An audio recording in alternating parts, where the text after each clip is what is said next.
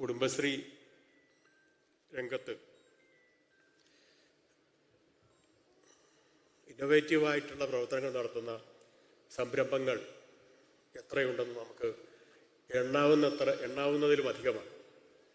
നിരവധി കുടുംബശ്രീകൾ വളരെ വ്യത്യസ്തമായ മേഖലകളിൽ വളരെ അത്ഭുതകരമായ രീതിയിൽ വളർച്ച പ്രാപിച്ചിട്ടുണ്ട്. സാമ്പത്തികമായും, തൊഴിൽ മേഖലയിൽ, സാംസ്കാരിക മേഖലയിൽ, അങ്ങനെ വളരെ വൈവിധ്യമാർന്ന മേഖലകളിൽ കുടുംബശ്രീകളുടെ പ്രവർത്തനം നമുക്ക് ഊഹിക്കുന്നതിലും നമ്മുടെ അളവുകൾക്കപ്പുറം, എണ്ണത്തിനപ്പുറം ഒക്കെ ഉള്ള ഒരു വലിയ വികസന പ്രവർത്തനമാണ് നടന്നിട്ടുള്ളത്. നമ്മുടെ കേരളത്തിൽ ഈ 90കളിലെ കേരളത്തെ പറ്റിയുള്ള ഏറ്റവും പ്രധാനപ്പെട്ട വിമർശനം അന്തർദേശീയ തലത്തിൽ വളരെ വലിയ ഉയർന്ന വളർച്ചാ നിരക്കും സ്ത്രീ പുരുഷ അനുപാതവും അതുപോലെ തന്നെ രോഗാതുരത, കുട്ടികളുടെ മരണനിരക്ക് തുടങ്ങിയിട്ടുള്ള നിരവധി മേഖലകളിൽ വലിയ വളർച്ച കൈവരിച്ചിട്ടുണ്ടെങ്കിലും ഇതൊരു ഉള്ളുപൊള്ളയായ സാമ്പത്തിക ഭദ്രതയാണ് കേരളത്തിൻ്റെതെന്ന വലിയ വിമർശനം ഉണ്ടായിരുന്നു. അങ്ങനെ പറയാൻ കാരണം ഈ 90കളിലെ കേരളത്തിൻ്റെ പ്രധാനപ്പെട്ട വരുമാന സ്രോതസ് ഗൾഫ് മണിയായിരുന്നു എന്നുള്ളതാണ്. അതുകൊണ്ട് തന്നെ ഒരു ആശ്രിത സാമ്പത്തിക വിദഗ്ധരൊക്കെ പറയാറുള്ളത് കേരളത്തെ പറ്റി ഒരു ആശ്രിത സമ്പദ് വ്യവസ്ഥയാണ് കേരളത്തിൻ്റേത്, ഒരു ഡിപ്പെൻഡൻ്റ് എക്കോണമി എന്നാണ് അതിനെ അവർ പരാമർശിച്ചിരുന്നത്. അക്കാലത്ത് ഈ ഡിപ്പെൻഡൻ്റ് എക്കോണമി എങ്ങനെ കുറച്ചുകൂടി സ്ഥായി ആയിട്ടുള്ള, കുറച്ചുകൂടി റിജിഡ് ആയിട്ടുള്ള എക്കോണമിയിലേക്ക് മാറ്റാമെന്നുള്ള ഒട്ടനവധി ആലോചനകൾ പലതരങ്ങളിൽ നടന്നിരുന്നു. അക്കൂട്ടത്തിൽ വളരെ പ്രധാനപ്പെട്ട ഒരു സന്ദേശമായിരുന്നു 92-94 കാലഘട്ടത്തിൽ ആരംഭിച്ച വനിതാ സംരംഭകരെ, വനിതകളെ സംഘടിപ്പിക്കുന്നതിനുള്ള ചില പ്രവർത്തനങ്ങൾ.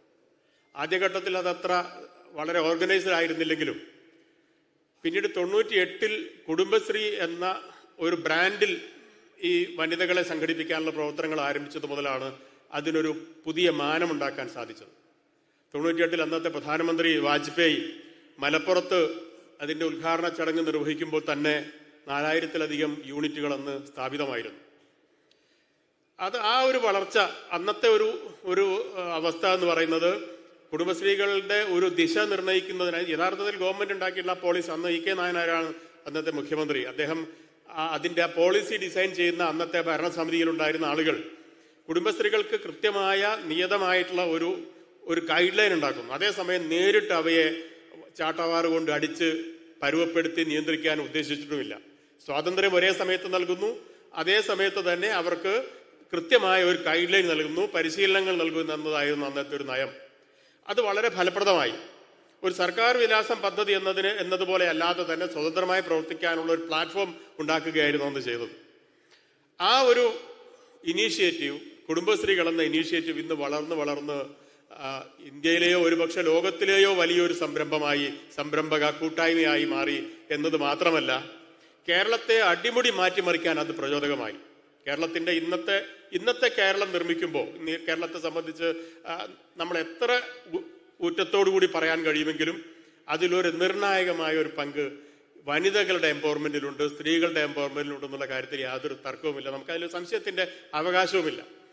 അപ്പോൾ ഈ സ്വതന്ത്രമായിട്ടുള്ള കുടുംബശ്രീ സംരംഭങ്ങൾ പ്രവർത്തിക്കുന്ന മേഖലകൾ ഇവിടെ ഈ അവാർഡിന് വേണ്ടി തെരഞ്ഞെടുക്കാൻ ലഭിച്ച അപേക്ഷകളെ സോർട്ട് ചെയ്തപ്പോൾ അതിന് ജൂറി ടീം തന്നെ പറയുകയുണ്ടായി, ഏതാണ്ട് 89-ൽ പരം അപേക്ഷകൾ ലഭിച്ചത് 89-നും വൈവിധ്യമാർന്ന മേഖലകളിൽ, വൈവിധ്യ സ്വഭാവത്തിൽ, വൈവിധ്യ സാമ്പത്തിക പശ്ചാത്തലത്തിൽ, വൈവിധ്യമായ ടീം, തൊഴിൽ എല്ലാം തന്നെ ഒരു ഏകമാനതയില്ല, വളരെ വ്യത്യസ്തമായ മേഖലകളിലാണ്. അത് കേരളത്തെ മൊത്തം എടുക്കുകയാണെങ്കിൽ അതിൻ്റെ ഒരു വലിപ്പം, അതിൻ്റെ ഒരു അസാമാന്യമായിട്ടുള്ള അതിൻ്റെ രീതിശാസ്ത്രമൊക്കെ നമുക്ക് ഊഹിക്കുന്നതിനപ്പുറമാണെന്നുള്ള കാര്യം യാതൊരു തർക്കവുമില്ല. അപ്പോൾ ഒരു കേവലം ദാരിദ്ര്യ നിർമ്മാർജ്ജന പദ്ധതിയായി ആരംഭിച്ച കുടുംബശ്രീകൾ ഇന്ന് കേരളത്തെ താങ്ങി നിർത്തുന്ന, കേരളത്തെ കൾച്ചറലായി, അതുപോലെ തന്നെ സാമ്പത്തികമായി, സാമൂഹ്യമായി, ഭരണപരമായി, അതുപോലെ തന്നെ വിദ്യാഭ്യാസപരമായി ഒക്കെ അവരെ ഒരു വലിയ വിഭാഗത്തെ, നേർപാതി വരുന്ന കേരള സമൂഹത്തെ എംപവർ ചെയ്യുന്ന വലിയൊരു ഇനീഷ്യേറ്റീവായി മാറി, ഒരു പ്രൊജക്റ്റായി മാറി, പദ്ധതിയായി മാറി എന്നുള്ളതാണ് കേരളീയരായ നമ്മെ സംബന്ധിച്ചിടത്തോളം ഏറ്റവും വലിയ അഭിമാനകരമായ കാര്യം. ഇവിടെ ഈ പരിപാടി സംഘടിപ്പിക്കുന്നത് കേരള വിഷൻ എന്ന ബ്രാൻഡിലുള്ള സ്ഥാപനമാണ്. നിങ്ങൾക്കറിയാം, കേരള വിഷനെ പറ്റി ഇവിടെ അറിയുന്ന ആളുകൾ കേരള വിഷനെ പല രീതിയിൽ അറിയും. അതൊരു കേബിൾ TV സംരംഭകരാണ് എന്ന് നിങ്ങൾക്കറിയാം. അതൊരു ചാനൽ സേവനം നടത്തുന്ന ചാനൽ പ്രവർത്തിപ്പിക്കുന്ന ആളുകളാണെന്നറിയാം. ഇന്റർനെറ്റ് സേവന ദാതാവാണെന്നറിയാം. അതിനപ്പുറത്തേക്ക് നിങ്ങൾ അറിയേണ്ടതുണ്ട്. എന്താണ് കേരള വിഷന്റെ ഒരു ദൗത്യം? ഞാൻ നേരത്തെ കുടുംബശ്രീകളെ സംബന്ധിച്ച് പറഞ്ഞതുപോലെ തന്നെ കേരളത്തെ റീബിൽഡ് ചെയ്യുന്നതിൽ കേരള വിഷന് വളരെ നിർണായകമായ പങ്കുവഹിക്കാൻ സാധിച്ചിട്ടുണ്ട്. ഏറ്റവും പ്രധാനമായും നമുക്കറിയാം, കേരളത്തിലെ മാധ്യമരംഗം, അതിൻ്റെ വിതരണ ശൃംഖലകൾ ഇന്ത്യയിലെ ഏതൊരു സംസ്ഥാനത്തെ അപേക്ഷിച്ചോ ലോകത്തിലെ ഇതര പ്രദേശങ്ങളെ അപേക്ഷിച്ചോ വളരെ വ്യത്യസ്തമായ ഒരു രൂപഘടനയിലാണുള്ളത്. മാധ്യമങ്ങൾ എന്ന് പറയുന്നത് അതിവേഗം കോർപ്പറേറ്റ് വൽക്കരിക്കപ്പെടുന്ന മൂലധന കമ്പനികൾ വളരെ ആകർഷകമായി തോന്നുന്ന ഒരു മേഖലയാണെന്ന് നമുക്കൊക്കെ അറിയാം. കാരണം അവരുടെ ഭരണകൂടത്തിന് മുകളിൽ ഇടപെടാൻ, ഭരണകൂടത്തെ നിയന്ത്രിക്കാൻ, അതുപോലെ തന്നെ രാഷ്ട്രീയ പ്രവർത്തകരെ നിലയ്ക്ക് നിർത്താൻ, പിടിച്ചു നിർത്താൻ, അവരെ സ്വാധീനിക്കാനൊക്കെയുള്ള ടൂളായിട്ടാണ് പലപ്പോഴും മാധ്യമങ്ങൾ പ്രവർത്തിക്കുന്നതെന്ന് പരക്കെ ആക്ഷേപമുണ്ട്. പക്ഷെ അതിൽ നിന്ന് വ്യത്യസ്തമായി മാധ്യമ സ്ഥാപനങ്ങൾക്ക് ഒരു ഡിസ്ട്രിബ്യൂഷൻ ശൃംഖലകൾ, അതിൻ്റെ കണ്ടന്റ് ഉൽപ്പാദിപ്പിക്കുന്ന മേഖലകൾ, വിതരണ പ്രസരണ ശൃംഖലകൾ എല്ലാം തന്നെ ഇത്തരത്തിലുള്ള മോണോപോളി വൽക്കരിച്ചാൽ, കോർപ്പറേറ്റുകളുടെ നിയന്ത്രണത്തിൽ വന്നാൽ എന്തായിരിക്കും സ്ഥിതി അറിയാനുള്ള നമ്മുടെ അവകാശം പൂർണ്ണമായും ധനിക്കപ്പെടും. അതിന് നിരക്ക് വർദ്ധിക്കും. നമുക്ക് മീഡിയകളൊക്കെ നമുക്ക് ആക്സസ് ഇല്ലാതാകും എന്നുള്ള ഒരു ഗുരുതരമായ സ്ഥിതിവിശേഷം വരും. അതുകൊണ്ട് കേരളത്തിലെ അന്നത്തെ ഏതാണ്ട് ഒരു 3 ദശകം മുമ്പിലുള്ള കേബിൾ TV ഓപ്പറേറ്റർമാർ ആലോചിച്ചതാണ് കേബിൾ TV മേഖലയിൽ ഈ വളരെ ഒരു പുതിയ രീതി കൊണ്ടുവരണമെന്നും ഒരു വളരെ സവിശേഷമായ എന്റർപ്രണർഷിപ്പ് കൊണ്ടുവരണമെന്നും ആലോചിച്ചത് അതിന്റെ ഭാഗമായിട്ടാണ്. അപ്പം 3 സെഗ്മെന്റിലാണ് പ്രധാനമായും കേബിൾ TV ഓപ്പറേറ്റർമാർ പ്രവർത്തിച്ചത്. ഒന്ന് കേബിൾ TVയിൽ തന്നെയാണ്. അപ്പോൾ ഞാൻ നേരത്തെ സൂചിച്ചപ്പോൾ തന്നെ ഇന്ത്യയിലെ ദശലക്ഷക്കണക്കിന് കേബിൾ TV ഓപ്പറേറ്റർമാർ വാനിഷ് ചെയ്തപ്പെട്ടു പോയിട്ടുണ്ട്. ഇല്ലാതായി പോയിട്ടുണ്ട്. കേരളത്തിലെ ഒരു കേബിൾ TV ഓപ്പറേറ്റർ പോലും ഇല്ലാതാകാൻ അനുവദിച്ചില്ല. എന്താണ്?